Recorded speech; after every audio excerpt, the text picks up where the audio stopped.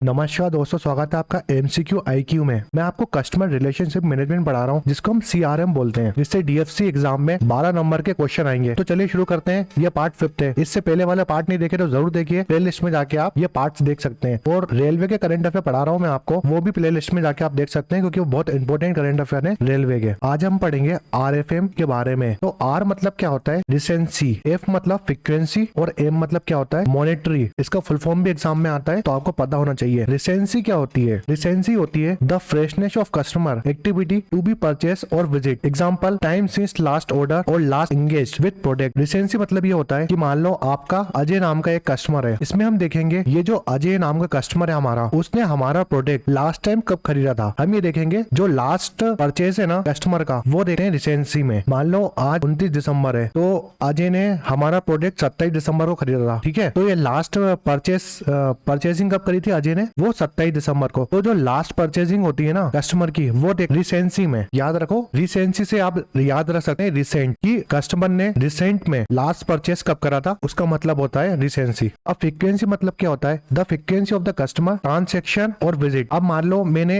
1 साल का time period लिया, 1 साल का टाइम पीरियड लिया। उस 1 साल के टाइम पीरियड में उस कस्टमर ने, जो अजय कस्टमर है हमारा, उसने कितनी बार हमारा प्रोडक्ट खरीदा? 1 बार खरीदा, 2 बार खरीदा, 3 बार खरीदा। उस हिसाब से फ्रीक्वेंसी डिसाइड होती है कि उस कस्टमर की फ्रीक्वेंसी कितनी है। यह हमारे पास रेगुलर आते रहता है या साल में 1 बार आता है। तो फ्रीक्वेंसी ये होती है कि वो कस्टमर आपके पास एक टाइम पीरियड में कितनी बार विजिट करता है आपका प्रोडक्ट खरीदने के लिए। तो how many time a customer purchase to my product at given time period. एक गिवन टाइम पीरियड में कस्टमर ने कितनी बार मेरा प्रोडक्ट परचेस किया है, तो ये फ्रीक्वेंसी में आता है। और रिसेंसी में क्या आता है कि रिसेंटली कब खरीदा था प्रोडक्ट कस्टमर ने। अब मॉनेटरी में बात करते हैं। The intention of customer to spend और purchasing power customer total average of transaction value. अब जो फ्रीक्वेंसी है ना, वो डिपेंड करेगी आपकी कंपनी में कि आपकी कंपनी कौन सी है, कार की कंपनी है या एक साबुन बनाने वाली कंपनी है। क्योंकि आपको पता है एक साबुन अगर आप यूज कर रहे हो जो डेली नहाता है, अगर कोई डेली नहाता है, तो एक साबुन 1 मंथ या 2 मंथ चलती है। तो ठीक है, वो कस्टमर जो आपसे परचेस कर रहा है, अगर वो साबुन खरीदने आ रहा है आपके पास, तो 1-2 मंथ में वो आ ही जाएगा आपके पास साबुन खरीदने। अगर आपकी कोई कार कंपनी है, तो कार तो हम देखिए, कार तो वैसे भी महंगी आती है, तो कार तो कोई भी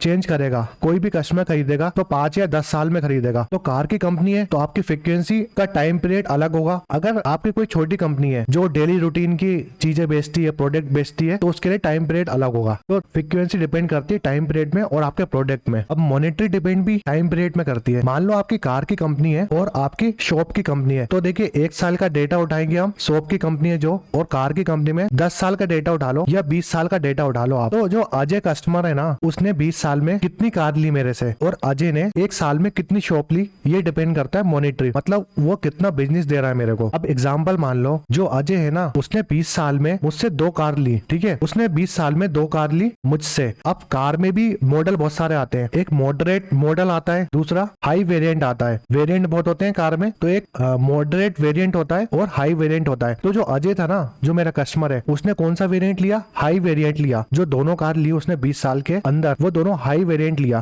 तो अजय ने जो हाई मॉडल लिया है ना, क्योंकि हाई मॉडल सबसे महंगा आता है, कोई भी कार कंपनी हो, कोई भी कार का जो हाई वेरिएंट होता है, मॉडल होता है, वो सबसे महंगा आता है। अब अजय ने क्या करा, 2 साल में मेरे जो हाईएस्ट मॉडल होता है ना कार का, वो खरीदा। यानी अजय के पास जो मॉनेटरी है ना, मीन्स मनी तो बहुत है। ठीक है, पैसा तो बहुत है जो स्पेंड कर रहा है ये मेरी कंपनी में, मेरे ऊपर, मेरी कंपनी में स्पेंड कर रहा है। यानी फ्यूचर में भी ये आदमी मेरी कंपनी पे इन्वेस्ट करेगा। यानी फ्यूचर में भी ये जो कस्टमर है मेरा अजय, वो मुझसे ही कार लेगा और मुझे अच्छा बिजनेस देके जाएगा। ऐसे हम शॉप में लेते हैं। जो शॉप होती है हमारी अलग अलग, देखे 5 रुपए की शॉप आती है, 10 रुपए की शॉप आती है, 15 रुपए की, 50 रुपए की शॉप आती है। अब मान लो कोई कस्टमर है, उसने मेरे 50 रुपए की शॉप 1 साल में 10 बार ली। ठीक है, और दूसरे कस्टमर ने 15 रुपए वाली शॉप 5 बार ली। ऐसे ही हम डेटा देख लेते हैं, 10 रुपए वाली शॉप किसी ने 5 बार ली और किसी कस्टमर ने 5 वाली शॉप 20 बार ली। मगर आप देखिए ना, जो कस्टमर मेरा 50 रुपए वाली शॉप लेके जा रहा है 10 बार, वो तो मुझे ज्यादा बिजनेस देके जा रहा है ना, क्योंकि उसके पास पैसा अच्छा खासा है और वो सबसे ज्यादा महंगी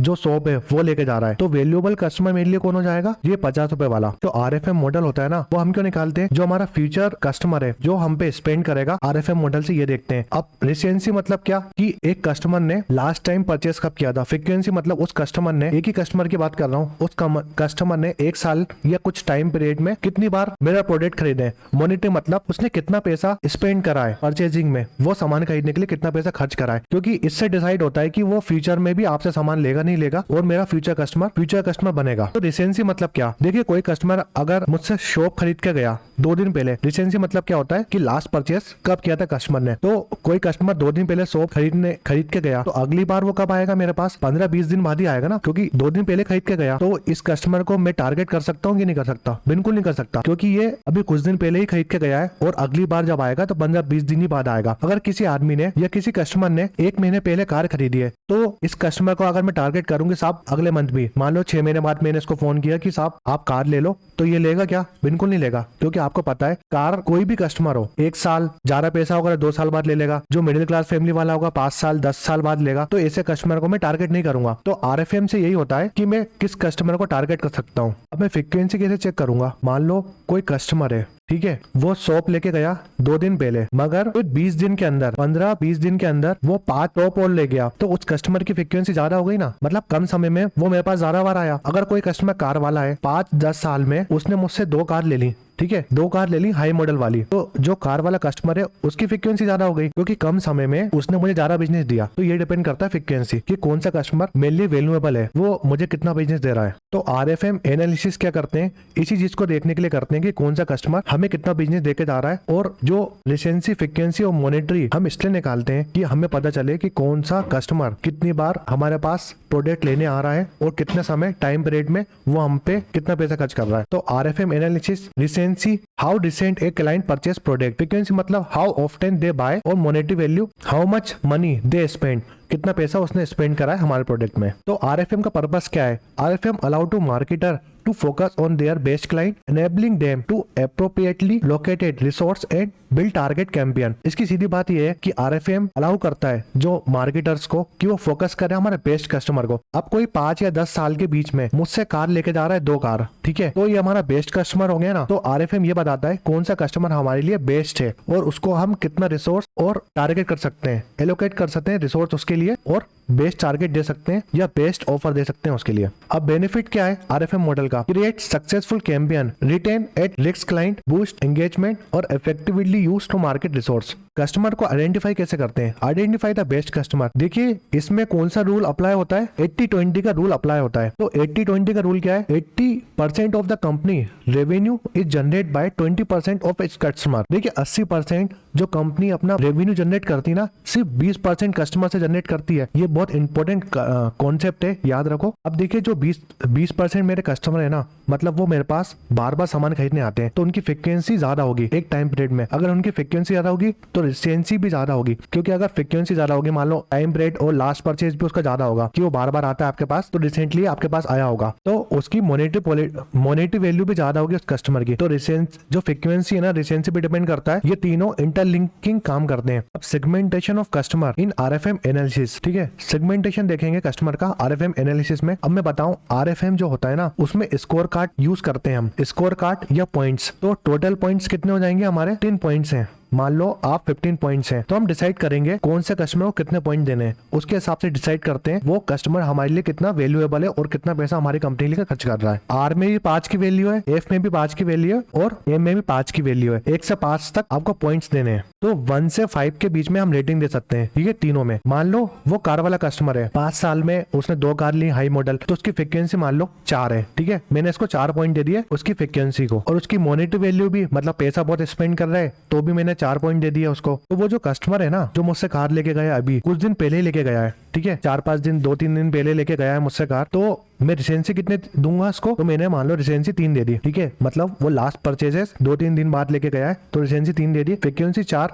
डिपेंड करती है कितनी बार वो प्रोडक्ट लेके गया मेरा, और मॉनेटरी पॉलिसी वो कितना स्पेंड करा है उसने। तो एवरेज कितना निकल गया मेरा? अगर मैं टोटल करूं इन तीनों को, RFM की वैल्यू टोटल करूं, तो एवरेज हो गया मेरा 11। तो 15 पॉइंट में से मैंने उस कस्टमर को कितने दिए? 11 पॉइंट। अब जो 11 पॉइंट्स आए ना, उसका एवरेज निकालते हैं, ठीक है। अब जिस कस्टमर का RFM का एवरेज अच्छा होगा ना, फिर उस कस्टमर का डेटा हम जो हमारी सेल्स टीम होती है उसको दे देंगे। तो सेल्स टीम क्या करेगी? अलग अलग ऑफर देगी उस कस्टमर को, और फिर से लेके आ जाएगी उस कस्टमर को हमारी कंपनी में, कि जिससे हमारी कंपनी का बिजनेस और एक्सटेंड हो। तो ऐसे RFM मॉडल काम करता है। अब सेगमेंटेशन कस्टमर का देखते हैं। आपको पता है सेगमेंटेशन मतलब अलग अलग कस्टमर का अलग अलग डेटा होता है, ठीक है। अब RFM में क्या बताया मैंने आपको? हर कस्टमर को हम 5-5 पॉइंट देते हैं। तो segmentation of customer, segmentation customer मतलब क्या होता है अलग अलग कस्टमर को अलग अलग प्रायोरिटी देना। अब मैंने हर कस्टमर को डिवाइड कर लिया कि कोई कस्टमर मेरे लिए इंपॉर्टेंट बहुत है, ठीक है, बहुत ज्यादा इंपॉर्टेंट कस्टमर है, उसके बाद कोई कम इंपॉर्टेंट कस्टमर है, और एक कस्टमर ऐसा होता है कि बिल्कुल इंपॉर्टेंट नहीं है, इस पे मैं ज्यादा पैसा खर्च नहीं करूंगा। तो कस्टमर का सेगमेंटेशन कर लेते हैं, डिवाइड कर लेते हैं हम कस्टमर को अकॉर्डिंग टू परचेजिंग, या जितना पैसा उसने हमारे प्रोडक्ट के लिए खर्च करा उस हिसाब से। सेगमेंटेशन ऑफ कस्टमर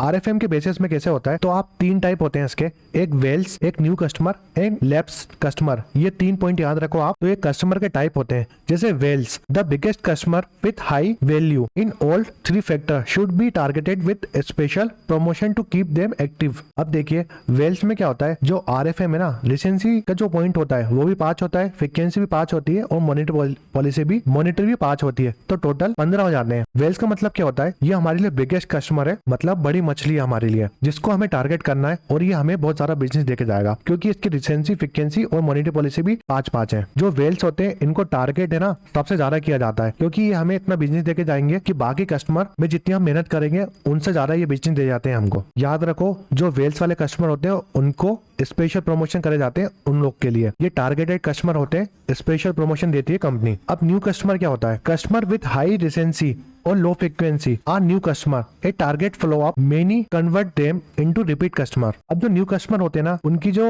रिसेंसी होती है वो हाई होती है, हाई होती है मतलब 5 होती है, 5 पॉइंट देते हैं हम, हाई मतलब 5 पॉइंट। फिर जो फ्रीक्वेंसी होती है उनकी वो लो होती है, इनको 1 पॉइंट दे दिया, और जो मॉनिटर पॉलिसी है हमें पता नहीं, जो मॉनिटरी है हमें पता नहीं, तो उसको हम X मान लेते हैं। अब जो न्यू कस्टमर है, मतलब न्यू कस्टमर क्या होता है, रिसेंसी मतलब मैंने आपको बताया कि वो कुछ दिन पहले ही मेरे पास सामान खरीदने आया होगा, तो उसकी रिसेंसी 5 हो जाएगी। 1-2 दिन पहले ही आया होगा मेरे से सामान खरीदने, की जो रिसेंसी हो ना वो 5 हो जाएगी। अभी न्यू कस्टमर है तो रिसेंसी 5 हो जाएगी, और फ्रीक्वेंसी मतलब वो एक ही बार आया है ना मेरे पास, जब कस्टमर ही न्यू है तो वो एक ही बार आया होगा ना मेरे पास, तो उसकी फ्रीक्वेंसी 1 हो जाएगी। अब मॉनिटर पॉलिसी कैसे निकलती है, जब वो बार बार आएगा, जब पता चलेगा कितना पैसा इन्वेस्ट कर रहा है, तो मुझे नहीं पता कि मेरी मॉनिटरी कितनी है, तो X मान लिया मैंने। अब जैसे मान लो आज 29 दिसंबर है, तो जो मेरा न्यू कस्टमर है ना वो मेरे पास 28 दिसंबर को आया होगा, तो उसकी रिसेंसी कितनी हो गई, बहुत ज्यादा हो गई, और फ्रीक्वेंसी बहुत कम हो गई, क्योंकि तुरंत आया है, अब पता नहीं कब आएगा, तो लो फ्रीक्वेंसी और हाई रिसेंसी। अब न्यू कस्टमर क्या, अब ये मेरे कस्टमर तो बन गए, ठीक है, ये एक बार आ गया मेरे पास, मेरा कस्टमर बन गया। जो मेरी टीम है ना इसको टारगेट करेगी इस कस्टमर को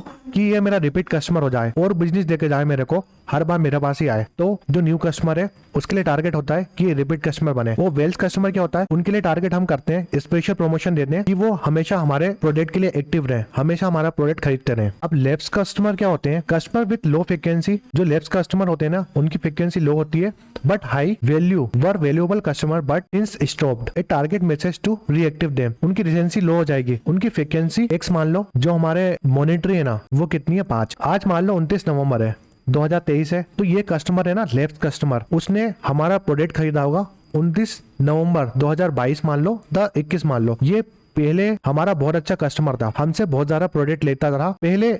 इस कस्टमर ने हमसे बहुत ज्यादा सामान लिया है, ठीक है, यानी इसके पास पैसा तो बहुत है, अच्छे महंगे चीजें ली है, महंगी अगर मेरी कार कंपनी है तो महंगी कार ली है इसने, ठीक है, तो मॉनिटर पॉलिसी तो ज्यादा है इसके पास, मतलब पैसा बहुत है, मगर ये लैप्स हो गया, अब नहीं आता। फ्रीक्वेंसी मान लो 3 मान लो इसकी फ्रीक्वेंसी की, मतलब जब पहले ये सामान लेता था ना तो बहुत बार आता जाता था, ठीक है, तो फ्रीक्वेंसी 3 मान लो। फ्रीक्वेंटली 1-2 साल में, 1 साल के अंतराल में ही आता था प्रोडक्ट खरीदने। और रिसेंसी मतलब लास्ट टाइम कब आया था, 2 साल पहले आया था। जो लैप्स कस्टमर है ना उसका डेटा देखेंगे कि वो हमें छोड़ के क्यों गया। जो हमारा लैप्स कस्टमर है ना हम उसको टारगेट करेंगे, जो हमारी टीम है वो टारगेट करेगी कि ये कस्टमर को रिएक्टिव करें, दोबारा एक्टिव करें, जिससे ये हमारे पास फिर से सामान लेने आए और हमारा कस्टमर बन जाए। तो ये कुछ RFM एनालिसिस है, इससे हम देखते हैं कि हमारे डिफरेंट टाइप के जो सेगमेंटेशन है या हमारे डिफरेंट टाइप के कस्टमर है उनको हम टारगेट कैसे करें। तो ये 5th पार्ट था कस्टमर रिलेशनशिप मैनेजमेंट का, जिसमें मैंने RFM पढ़ाया आपको। इससे पहले वाले लेक्चर नहीं देखे तो जरूर देखिए, क्योंकि मैं जल्दी खत्म करा दूंगा, मेरे पास कंटेंट बना हुआ रखा है, सिर्फ रिकॉर्ड करना है। तो कस्टमर रिलेशनशिप मैनेजमेंट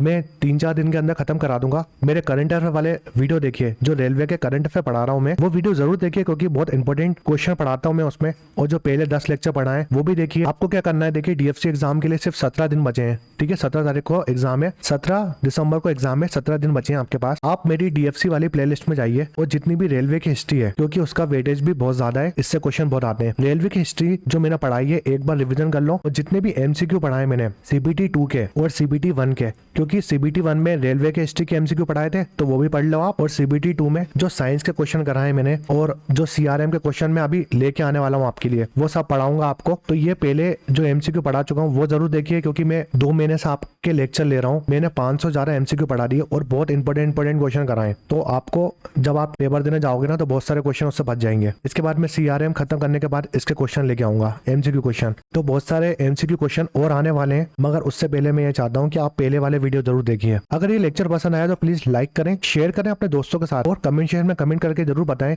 कि आपको ये वीडियो कैसा लगा। Thanks for watching MCQ IQ।